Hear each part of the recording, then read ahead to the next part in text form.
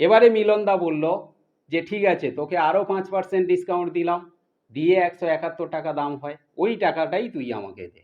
Guidance support math education ক্লাসে অষ্টম শ্রেণীর সমস্ত ছাত্রছাত্রীদের স্বাগত জানিয়ে শুরু করছি আজকের অঙ্কের ক্লাস। আজকের ক্লাসে আমি তোমাদের শেখাবো শতকরার অঙ্ক, একদম সহজ সরল পদ্ধতিতে। কষে দেখি 11-র আজকের 6-এর দাগ থেকে অঙ্কগুলো করাবো। এর আগের অঙ্কগুলো তোমরা এই ভিডিওর ডেসক্রিপশন বক্সে পেয়ে যাবে। আর ক্লাস শুরু করার আগে একটাই কথা বলবো, যে অঙ্ককে কখনো মুখস্থ করতে যাবে না, কারণ অঙ্ক কোনো মুখস্থ করার সাবজেক্টই নয়। অঙ্ককে বুঝতে হয়, অঙ্কের সিস্টেমকে জানতে হয়, আর অঙ্ককে বেশি বেশি করে প্র্যাকটিস করতে হয়, তবেই অঙ্কে ডেভেলপ করা যায়। চলো শুরু করি আজকের ক্লাস। দেখো, শতকরার 6-এর দাগের অঙ্ক আছে, জলে হাইড্রোজেন ও অক্সিজেন 2:1 অনুপাতে আছে। জলের মোট পরিমাণে হাইড্রোজেন ও অক্সিজেন শতকরা কত আছে লিখি। তাহলে আজকে 6-এর দাগের অঙ্কে আমরা দেখতে পাচ্ছি যে জলে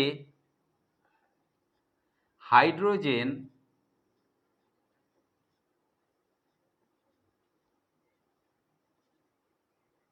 ও অক্সিজেনের অনুপাত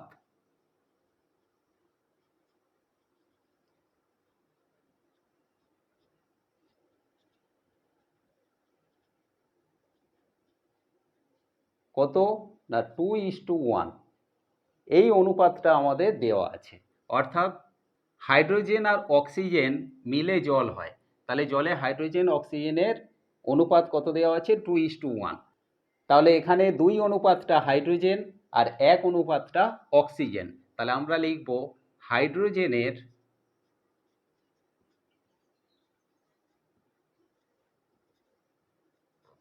আনুপাতিক ভাগহার।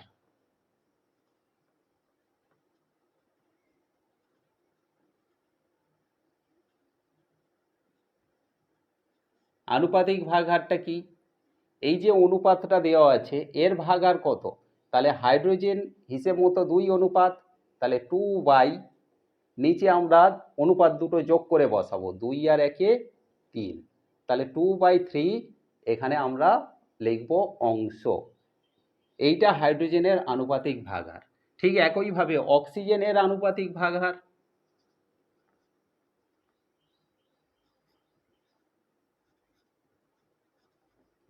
আনুপাতিক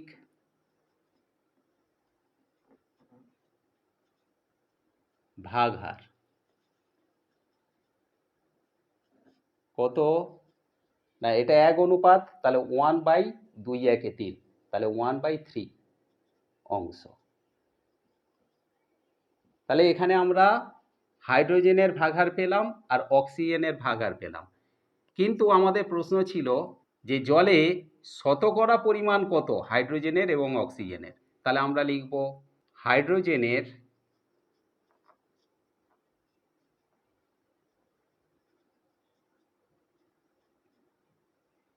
শতকরা পরিমাণ।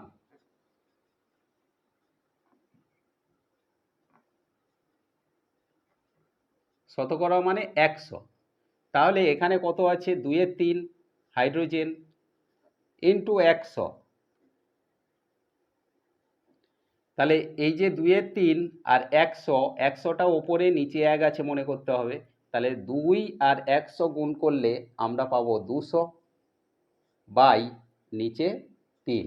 অর্থাৎ 200কে আমরা যদি 3 দিয়ে ভাগ করি, দেখো এইভাবে করতে হবে, 3 6 18, বিয়োগ করলে 2, 0 নামলো, 20 হলো, 3 6 18, আবার বিয়োগ করলে 2। তাহলে এখানে আমরা দেখতে পাচ্ছি যে 66, আর এখানে 2 এখানে 3, তাহলে 66 পূর্ণ 2/3%। তাহলে এইটা আমরা এখানে সমান দিয়ে লিখব যে 66 পূর্ণ 2/3, শতকরা সবসময় পার্সেন্ট হয়। তাহলে এইটা হাইড্রোজেনের শতকরা পরিমাণ। এবারে আমরা বের করব যে অক্সিজেনের শতকরা পরিমাণ কত। তাহলে লিখব অক্সিজেনের শতকরা পরিমাণ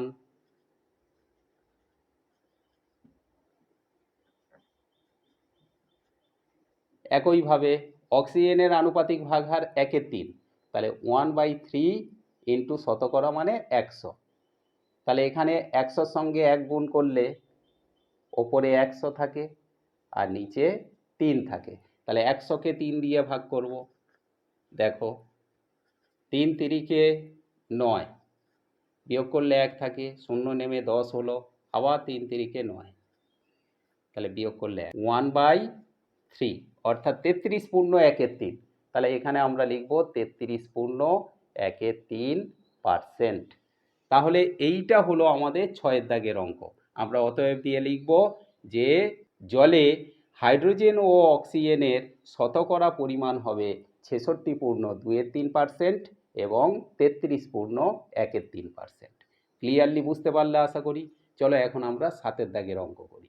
দেখো এখানে 7 দাগের অঙ্ক আছে, হৃদয়পুরের একটি কারখানায় আগে দৈনিক 1500টি বোতল তৈরি করা হতো, এখন তৈরি হয় 1695টি বোতল। ওই কাঁচের কারখানায় উৎপাদন শতকরা কত বৃদ্ধি পেয়েছে হিসাব করে লিখি। তাহলে 7 দাগের অঙ্কে আমরা দেখতে পাচ্ছি যে একটা কাঁচের কারখানায় আগে বোতল তৈরি হতো, বোতল তৈরি হতো কতগুলো না 1500টি, এই বোতলটা তৈরি হতো। এখন ওই কারখানায় বোতল তৈরি হয়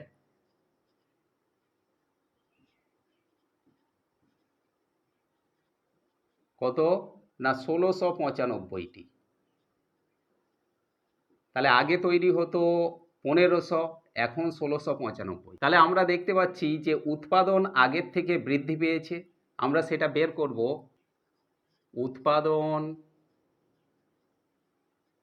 বৃদ্ধি পেয়েছে মানে উৎপাদন বেড়েছে। কত বেড়েছে? এখন তৈরি হয় 1695টি আর আগে তৈরি হতো 1500। তাহলে এই দুটো বিয়োগ করলে আমরা স্বাভাবিকভাবে পেয়ে যাব 195টি বোতল এখন বেশি তৈরি হচ্ছে আগের চেয়ে। তাহলে এই যে উৎপাদনটা বৃদ্ধি পেয়েছে, এই উৎপাদন বৃদ্ধির ভাগহার কত আমাদের বের করে নিতে হবে। তাহলে লিখব উৎপাদন বৃদ্ধির ভাগহার, যেটা আমরা আনুপাতিক ভাগহার লিখি, সেই ভাগহারটা আমরা বের করে নেব। তাহলে এই যে উৎপাদন বেড়েছে কত 195টি, তাহলে এখানে আমরা লিখব 195 বাই কত বোতলের ওপর উৎপাদন বেড়েছে। আগে তৈরি হতো 1500টি, তাহলে এই 1500 বোতলের ওপর 195টা বেড়েছে। তাহলে এখানে আমরা লিখব 195 বাই 1500। এইটা হলো আনুপাতিক ভাগহার। এটা আমরা কাটাকাটি করে নিতে পারি, আবার এইভাবে রাখতেও পারি। যাই হোক, অঙ্কের স্বার্থে আমরা এইভাবে রেখে দিলাম। এখন আমরা লিখব যে শতকরা উৎপাদন বৃদ্ধি পেয়েছে, উৎপাদন বৃদ্ধি পেয়েছে কত, এটা আমরা বের করব। দেখো শতকরা বলতে 100-র ওপরে, এখানে উৎপাদন বেড়েছে 1500-র ওপরে 195টি, তাহলে 100-র ওপরে কত, তাহলে এখানে আমরা লিখব 195 বাই 1500। এই ভাগহার যেটা ভগ্নাংশ ছিল আমরা রেখে দিলাম। এবারে 100-র ওপরে কত, যেহেতু শতকরা 100 দিয়ে গুণ করব। দেখো 1500 দুটো শূন্য আর 100 দুটো শূন্য আমরা কেটে দিলাম, নিচে থাকলো 15, ওপরে থাকলো 195। তাহলে 15কে 195-এর সঙ্গে কাটলে 15 একে 15, 4 45, 15 3 45। তাহলে এখানে আমরা কাটাকাটি করে পাচ্ছি 13। তাহলে এটাই আমরা সমান দিয়ে লিখব যে 13% শতকরা উৎপাদন বৃদ্ধি পেয়েছে। এটা আমরা অতএব দিয়ে লিখব যে ওই কাঁচের কারখানায় উৎপাদন বৃদ্ধি পেয়েছে শতকরা 13%। তাহলে উৎপাদন বৃদ্ধি পেয়েছে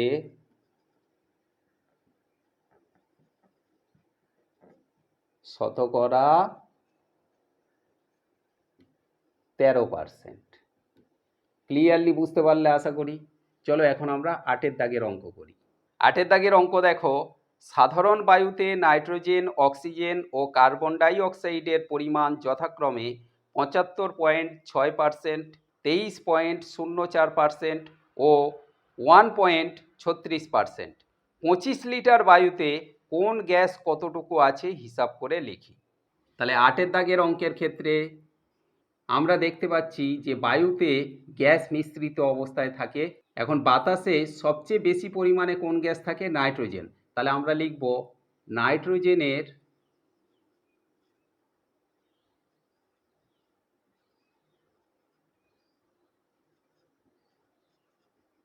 শতকরা পরিমাণ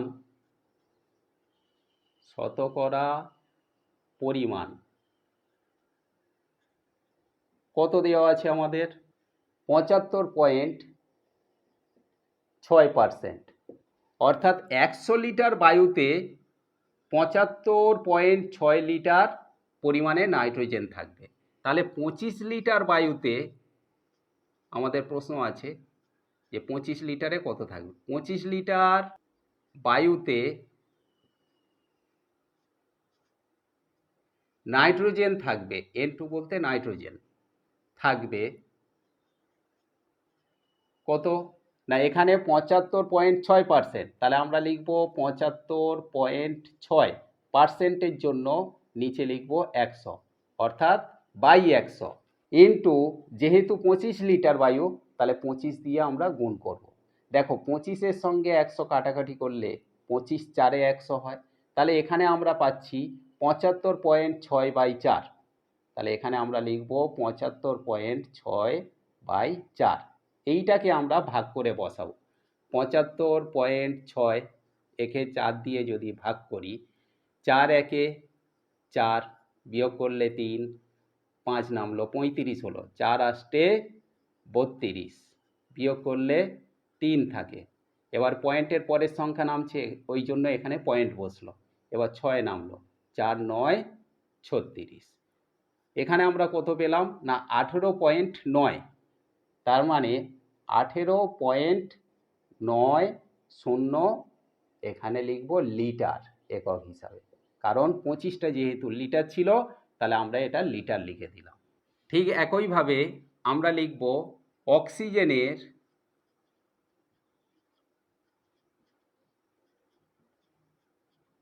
শতকরা পরিমাণ।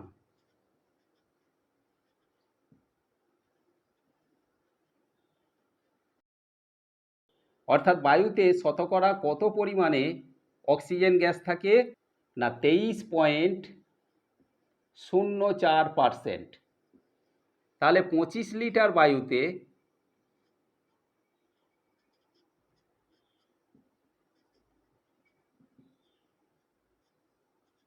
অক্সিজেন থাকবে, অক্সিজেন বলতে O2, কত থাকবে না 23.04। তাহলে এটা আমরা বসাবো 23.04%, পার্সেন্টের জন্য বাই 100 ইন্টু 25 লিটার বায়ু, তাহলে গুণ 25। তাহলে 25 100-র সঙ্গে কাটলে 25 4-এ 100। তাহলে এখানে আমরা কাটাকাটি করে কত পাচ্ছি না 23.04/4। তাহলে 23.04-কে আমরা 4 দিয়ে ভাগ করব। দেখো 4 5-এ 20, বিয়োগ করলে 3 নামে, পয়েন্টের পরে সংখ্যা শূন্য নামলো, সেই জন্য এখানে পয়েন্ট বসলো। 4 7-এ 28, বিয়োগ করলে 2 নামে, আর এখানে 4 ছিল থাকলো, 4 6 24। তাহলে আমরা এখানে কত পেলাম 5.76। তাহলে এখানে লিখব 5.76 লিটার অক্সিজেন থাকবে। ঠিক একইভাবে লিখব কার্বন ডাই অক্সাইডের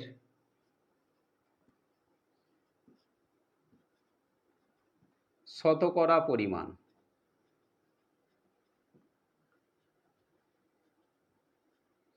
কত না 1.36%। তাহলে 25 লিটার বায়ুতে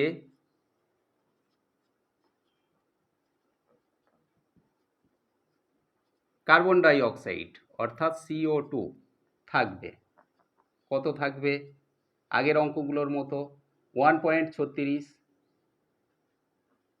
বাই 100, কেন? পার্সেন্টের জন্য, গুণ 25 লিটার, তাহলে 25, 25 4 100, তাহলে এখানে আমরা পাচ্ছি কত? 1.36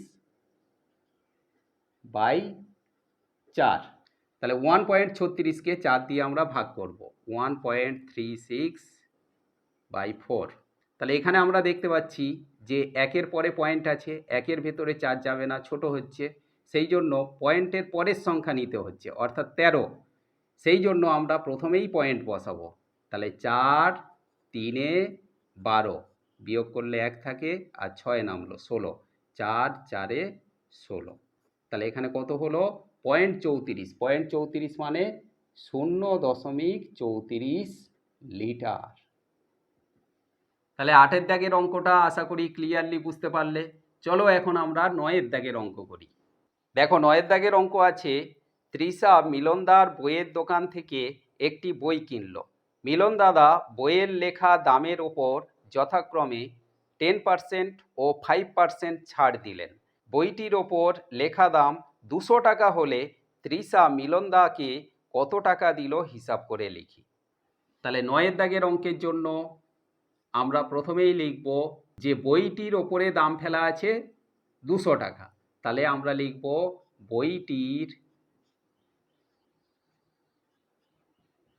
লিখিত দাম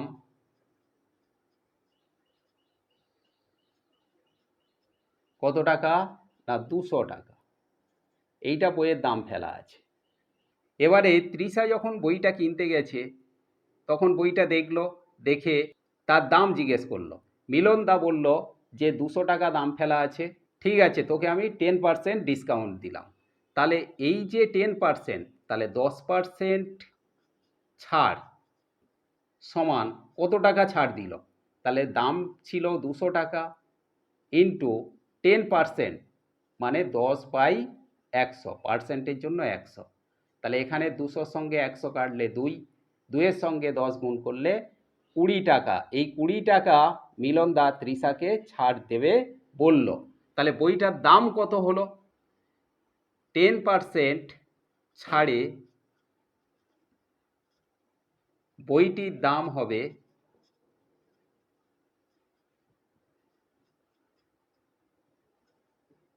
তাহলে দাম তো ছিল 200 টাকা, এর থেকে ডিসকাউন্ট দিচ্ছে 20 টাকা, তাহলে দাম কত গিয়ে দাঁড়ালো? 180 টাকায়। তাহলে এটা ক্লিয়ারলি বুঝতে পারলে যে বইটার দাম ফেলা ছিল 200 টাকা, মিলনদা তৃষাকে বলল ঠিক আছে তোকে আমি 10% ডিসকাউন্ট দেবো। 10% মানে কত টাকা? না 20 টাকা, তাহলে এই 20 টাকা 200 টাকা থেকে কমে যাবে, গেলে 180 টাকা তৃষাকে মিলনদাকে দিতে হবে। কিন্তু তৃষা মিলনদাকে বলল যে দাদা বইয়ের দাম বেশি হচ্ছে, তুমি আর একটু কম নাও। তখন মিলনদা বলল আচ্ছা ঠিক আছে তোকে আরও 5% ডিসকাউন্ট দিচ্ছি। তাহলে এই যে 5% ছাড় সমান কত টাকা? ছাড়টা কিন্তু এবারে 180 টাকার ওপরে ছাড় দিচ্ছে, তাহলে 180 গুণ 5%, তাহলে 5/100। দেখো কাটাকাটি করব। এবারে দেখো এখানে আছে 5 আর এখানে আছে 10, 5 দুগুণে 10, এই 2 আর 18 কাটলে 9, তাহলে এখানে আমরা দেখতে পাচ্ছি 180 টাকার ওপরে 5% ডিসকাউন্ট মানে আরও 9 টাকা কম নিল। তাহলে বইটার দাম গিয়ে কোথায় দাঁড়ালো? না 180 মাইনাস 9, তাহলে এখানে লিখব যে 5% ছাড়ে বইটির দাম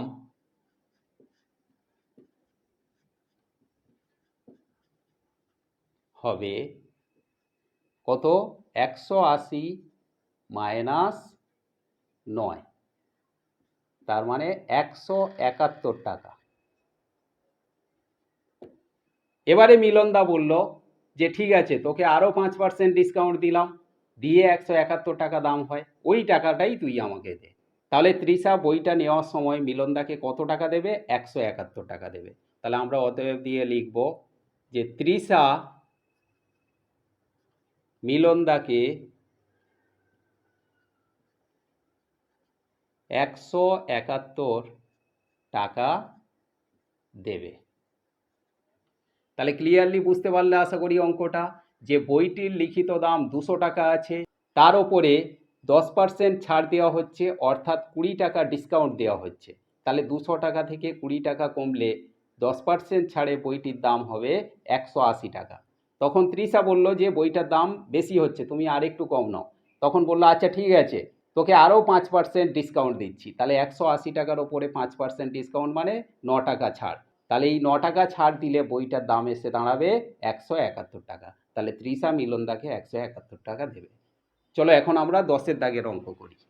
10-এর দাগের অঙ্ক আছে, দেখো, একটি বর্গক্ষেত্রের প্রতিটি বাহুর দৈর্ঘ্য 10% বাড়ালাম, ওই বর্গক্ষেত্রের ক্ষেত্রফল কত বাড়লো হিসাব করে লিখি। তাহলে 10-এর দাগের অঙ্কের জন্য আমরা লিখব, মনে করি বর্গক্ষেত্রের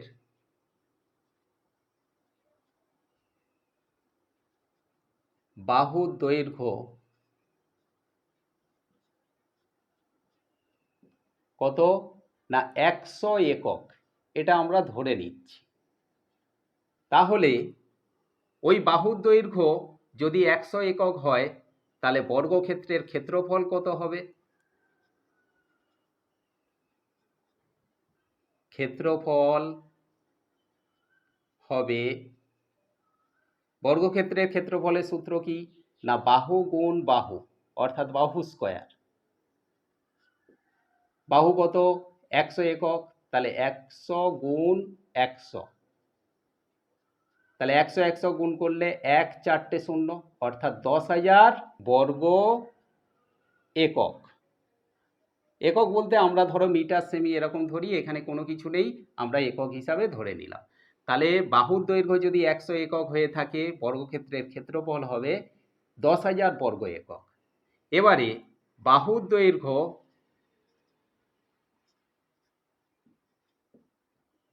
%10 বৃদ্ধি সমান, তাহলে এই 10% বৃদ্ধি মানে এখানে 100 একক ছিল, তাহলে 100 থাকলো প্লাস 10%, তাহলে 10 বাড়লো। তার মানে 110 একক হলো এখন বাহুর দৈর্ঘ্য। তাহলে বাহুর দৈর্ঘ্য 10% বাড়ানো মানে 100 থেকে 110 হলো। তাহলে এখন ক্ষেত্রফল কত হবে, মানে ওই বর্গক্ষেত্রের ক্ষেত্রফল। তাহলে বাহু গুণ বাহু, বাহু কত 110 গুণ 110, তাহলে 11 11 121 আর দুটো 0, তাহলে 12,100 বর্গ একক। এইটা হলো এখন বর্গক্ষেত্রের ক্ষেত্রফল। তাহলে আগে ক্ষেত্রফল ছিল কত 10,000 বর্গ একক, এখন হলো 12,100 বর্গ একক। তাহলে ক্ষেত্রফল বৃদ্ধি পেল কত, তাহলে ক্ষেত্রফল বৃদ্ধি পেল 12,100 মাইনাস 10,000 সমান 2,100 বর্গ একক। তাহলে ক্ষেত্রফল শতকরা বৃদ্ধি পেল কত, শতকরা বৃদ্ধি, তাহলে বৃদ্ধি পেয়েছে কত 2,100, কতর ওপরে না 10,000-এর ওপর। তাহলে আমরা লিখব 2,100 বাই 10,000, 1 4টে 0 ইন্টু শতকরা মানে 100 দিয়ে গুণ হবে। তাহলে একটা দুটো 0, একটা দুটো 0, এখানে একটা দুটো 0, এখানে দুটো 0, তাহলে এখানে আমরা দেখতে পাচ্ছি 21%। তাহলে আজকের ক্লাসে 10 পর্যন্ত অঙ্ক হলো, বাকি অঙ্কগুলো পরের ক্লাসে হবে। আশা করি অঙ্কগুলো তোমরা ক্লিয়ারলি বুঝতে পারলে। আর যদি কোনো সমস্যা থেকে থাকে অবশ্যই আমাকে কমেন্ট করে জানাবে, সেই অঙ্ক আবার আমি বুঝিয়ে দেব, চিন্তার কোনো কারণ নেই। সবাই ভালো থেকো, সুস্থ থেকো, ভালো করে অঙ্কগুলো প্র্যাকটিস করো। দেখা হচ্ছে পরবর্তী ক্লাসে।